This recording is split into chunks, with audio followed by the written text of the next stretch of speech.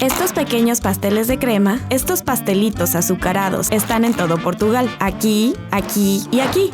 Algunos dicen que el pastéis de Belém es el pastéis de nata o pasteles de nata. En esta pequeña fábrica, pasando por esta cocina, hay una receta que se ha mantenido en secreto por casi 200 años. Oh, not this one, guys. You can't get in here, I'm sorry.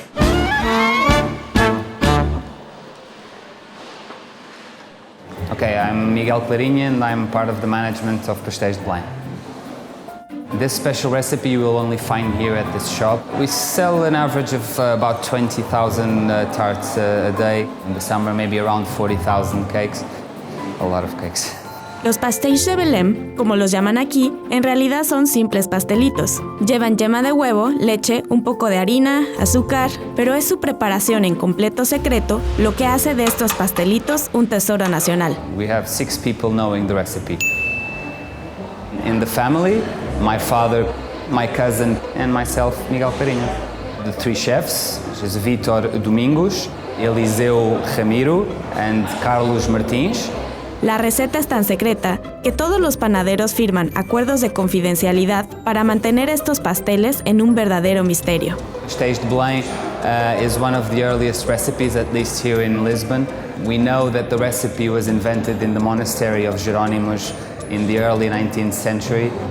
This one. Una vez que tienen la receta, los cocineros juran mantener el secreto y reciben las llaves de esta puerta. They work inside the factory in a separate room that we call the Oficina do Segredo. In Portuguese, it's like the secret shop or secret room.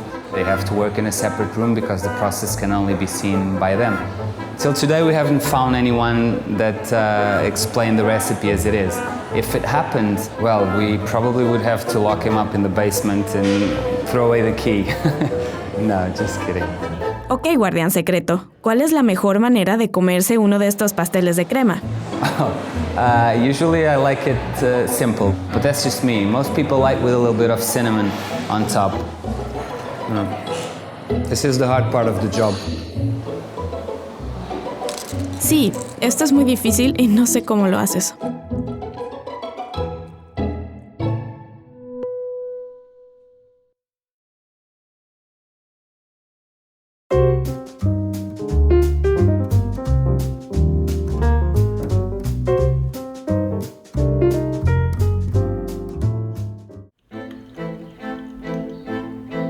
El té es la bebida más popular en el mundo y hay innumerables maneras de prepararlo y consumirlo.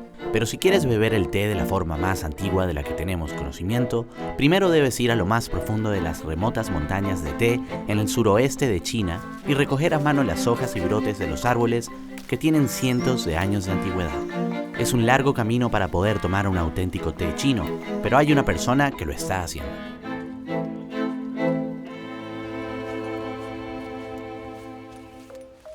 My name is Xunan Tang. I'm the owner of Tea Drunk, which is a tea house in New York City. We specialize in historic Chinese tea.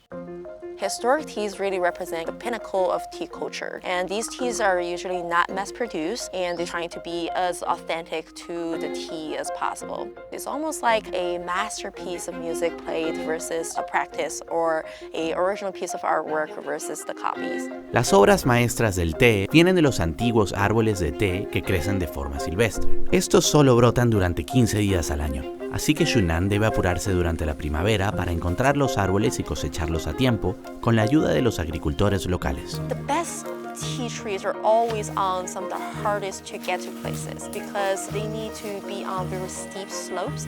We usually motorcycle a little bit. Sometimes we tread water. Sometimes we climb. In this region, it's not uncommon for tea trees to grow for several hundred years. These tea trees right now is at its prime, and this is what tea is meant to taste like.